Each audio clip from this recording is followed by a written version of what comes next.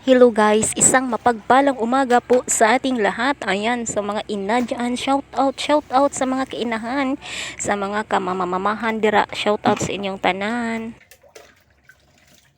At ngayon ay araw ng pahabaan ng pasensya mga may guys, so as usual, no, daily, everyday po yan mga may guys.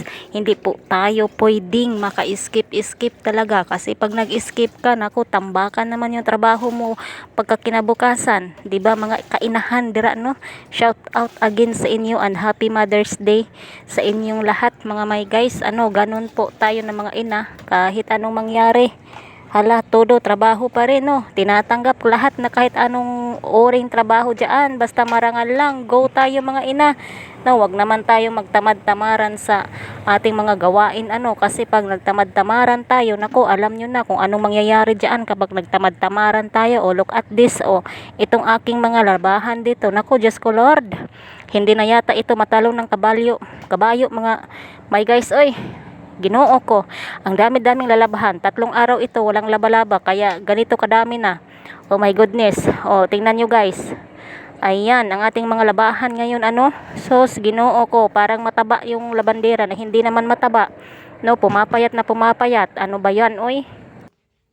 Hindi kagaya sa Saudi mga may guys ba, sa ibang bansa na bakbakan yung trabaho mo doon. Ang dami-dami mong trabaho pero worth it naman yung sahod, 'di ba mga may guys? Pero dito talaga mga may guys, yung sahuran dito sa Pilipinas, ano lang 'yan? Kumbaga parang pugong-pugong lang sa kagutom ba. Anong Tagalog niyan? Oy, ginoo ko, makalimutan ko naman. Hindi ko naman alam talaga ang magtagalog ng perfect na magtagalog na. Pasensya na kayo ha.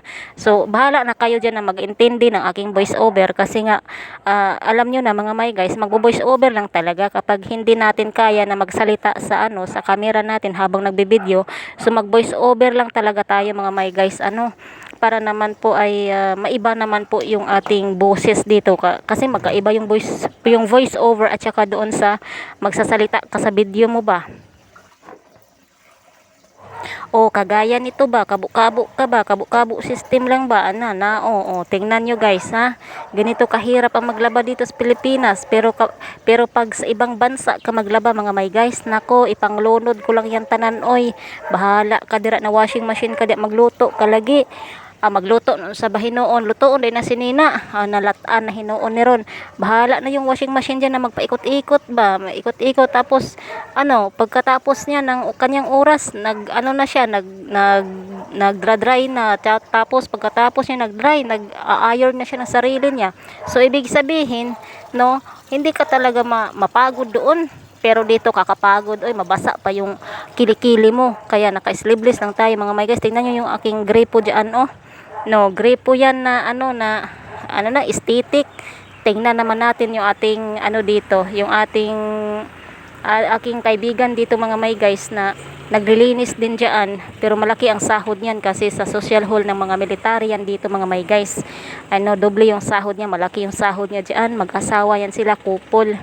Ayan, so dito naman tayo, balikan natin ito mga may guys, tingnan nyo yung mga natin dito, mga labahan, ang dami-dami.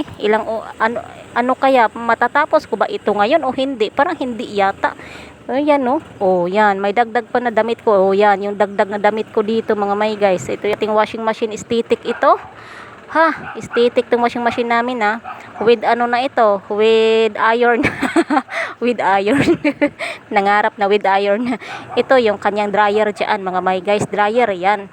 So kasi yung kanyang dryer dyan sa isa, dito sa washing machine natin, di ba may dryer yan, sira yan, iwan ko ba anong nangyari dyan sa mga katulong nila noon, oy. So paikot-ikutin na natin to, lagyan na natin ng tubig. Bahala ka dyan na washing machine ka, maglaba ka ng sarili mo, wag mo akong pala. Bahala ka dyan washing machine ka ha, maglaba ka dyan ng sarili mo ha, mag-ikot-ikot ka dyan ng sarili mo, wag mo akong istorbohin at ako ay magluluto na naman mamaya ha. Pagkatapos nito na ilulunod kita, magluluto na tayo para yung ating trabaho ay isahan lang ang trabaho, no, matapos lahat sa isang oras, hindi kagaya ng iba na pamatay oras ang trabaho. Oy, ayaw ko ng ganun, pamatay oras talaga na madukdukan taka talaga sa, o ikaw kung kasama na magpamatay oras ka sa akin na madukdukan taka, oy, ha, palayo diha, bahawa di si mong trabaho ni magpamatay oras man lang yung ginagawa mo sa trabaho mo, wala kang silbi na magtanggap ng sweldo. Speaking of amo, talaga mga may guys, i-share ko na lamang po dito, may mga amo talaga na yung pamatay oras din ba. Ayaw nila na madali kang matapos. Pero sa ibang bansa, gusto nila na matapos ka madali, tapos makapagtrabaho ka na naman ng iba. Yan, sa ibang bansa. Pero compare dito sa, mga may guys, dito sa Pilipinas ba. Isus, Ginoo ko mga amo dito, especially na yung nakilala ko. Sus, Ginoo ko, pamatay oras, tsaka na yan siya guys, magkarakara na magpunta ng trabaho kapag wala ng oras. O tapos yung katulong niya ang minamadali niya. O di ba nakakainis yun pag ganun mga may guys, naiinis talaga ako pag ganun kasi siya pamatay oras din. 'Di ba? Instead na matapos ka ng maaga sa trabaho mo para makapagpahinga ka naman, kasi napakaaga mong gumising, nag-prepare ka ng kanilang pamahaw or breakfast diha, whatever na i-prepare mo diyan sa kanila. Araw-araw naka-prepare ka diyan. So ito namang mga amo, ay Ginoo ko, yung mga amo na yan, oy Ginoo ko talaga. No, tsaka nagkikilos kapag wala ng oras. Alam nyo guys, napakahalaga ang oras natin dito kahit sa ibang bansa. Yan po ang aking napulot at napag-aralan ko yan doon po talaga mga may guys. So, kailangan yung oras natin, tingnan natin. At saka yung ating trabaho, bilisan natin. Ayan pa, bilisan system tayo Kasi doon sa Saudi, yung nagtrabaho ako guys, sus, bilib na bilib yung amo ko sa akin, Sabi niya, Jima, sabi niya ganun sa akin. Are you finished? Sabi niya sa akin. Oh yes, madam, yes. I am finished. Sabi niya sa akin, ilang oras lang trinabaho mo? Sabi ko, 1 oras lang yan. Sabi niya, ang bilis naman. Aba, syempre, sabi ko, pabilisan. Kung gaano kalakas yung oras na paikot-ikot, ganon rin ako. Sabi ko ng ganon. Tapos sabi niya, Haiwan, sabi niya ganon sa akin. O diba, nagustuhan ako ng amo ko kasi pabilisan tayo. Pero dito sa Pilipinas, hinhin masyado, Ginoo ko, pamatay oras yung mga amo dito. Ayaw pa yata na matulog ka ng maaga. Ano ba itong mga aso na to? Diyos ko Lord, itong mga aso na to, nasali pa dito sa voice over ko. So sa ibang bansa mga may guys, kahit bakbakan yung trabaho mo doon, kahit sanda kamakmak na mga trabaho mo doon, utos dito, utos doon, worth it naman kasi yung sahod mo malaki naman, 25,000 pesos yung sahod mo doon. Walang problema. Dito mga may guys, yung sahuran dito, mga tabigi ang mga dito mga tabigi ang mga madam dito sa Pilipinas o hangyo-hangyoon ka pa na 5,000, hangyo-hangyoon ka pa niya na 6,000. Ano ba yan? Sahod yan ng sahod lang yan ng pang-single. Kahit pang-single nga na sahod na yan, ayaw ng mga single ng ganyan So wag naman tayong ganyan mga madam out there na may mga kaya-kaya ba, na mga mayaman ba saka ayaw nilang kumuha ng mga katulong sa agency, kasi sa katulong sa agency mga may guys, doon 10,000 talaga ang sahuran. Kaya ayaw nilang kumuha. Gusto nila yung nasa probinsya ka, yung mga hire lang ba, yung mga friend to friend lang ba, na recommendation ba, para naman makasave sila ng kanilang pera. Hindi yan tama. You should to follow the rule sa mga katulong dito sa Pilipinas. Pero itong mga iba talaga, sus Ginoo ko, yung mga iba dito na mga madam talaga, pamatay oras pa, wala pang di-off yung mga katulong nila, hindi pa nagbibigay ng allowance nila, wala pang libre na coffee na mga katulong nila, yung mga katulong nilang bumibili, ay nako Diyos ko.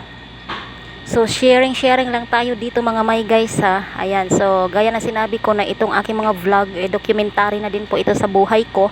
Kahit anumang mangyari mga may guys, tuloy-tuloy pa rin yung ating pagba-vlog araw-araw. Paki-subscribe naman dyan mga may guys, paki-like, comment na rin po mga may guys sa mga baguhan dyan. Tingnan yung mga kambing ang dami Ayan, 2.5 lang daw yung isa dyan mga may guys. So bili na kayo. Ayan, ang dami, kumakain sila ng tingnan natin, labasin natin. Kumakain siya ng kanin guys. Ayan doon. Hala. Ayan siya, kumakain ng kanin. Hala. Sige, ubusin nyo yan. Hotda na ninyo mi. Ay, kalamis kilawin ni mi oy. Hala, gyud mo nakabuhi gyud mo. Suara maabot na dito sa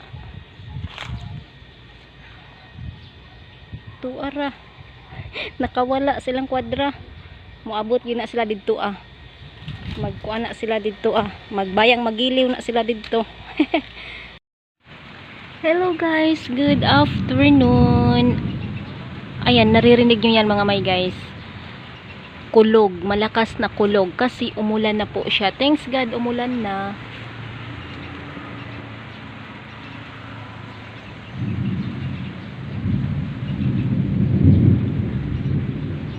Ayan guys, umulan na talaga. May mga ano na dyan. Hindi pa tayo nakawalis. Ayan, kasi busy kanina. Lay guys, umulan talaga. I'm happy. Ano ba yan? Grabe siya ka. Happy. I'm happy na umulan na talaga. Para mawala-wala na rin yung mga alikabok. Kasi yung mga grasses natin dyan guys, tingnan nyo. Ayan, yung mga grasses natin dyan, patay na talaga. Wala na. Ayan, so first na umulan dito sa Cavite ngayon. Dito sa Sangli, Cavite. Tag-uwian na kasi yung mga sasakyan dito sa loob. Ala, umulan na talaga. Tapos kanina guys, yung ating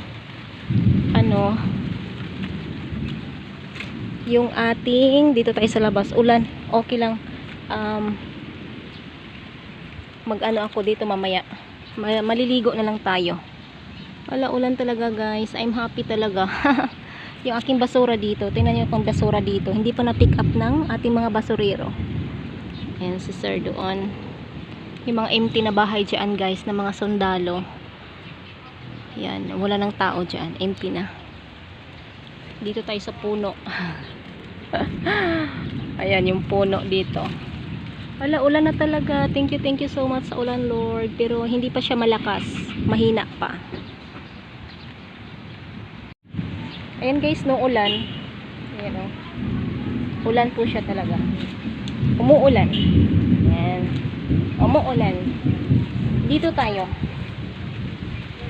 Kasi tapos na inano ko yung ating mga nilabhan kanina. Nasa loob na. Pinaloob ko na sila. Very effective po yung guys, yung aking cream na nabili. Effective po siya. Magto 2 weeks pa lang. Since na ginamit ko siya. Okay po siya guys. Ayan, so dito na magtatapos yung ating video. Yun mga my guys, thank you so much for watching and stay safe everyone.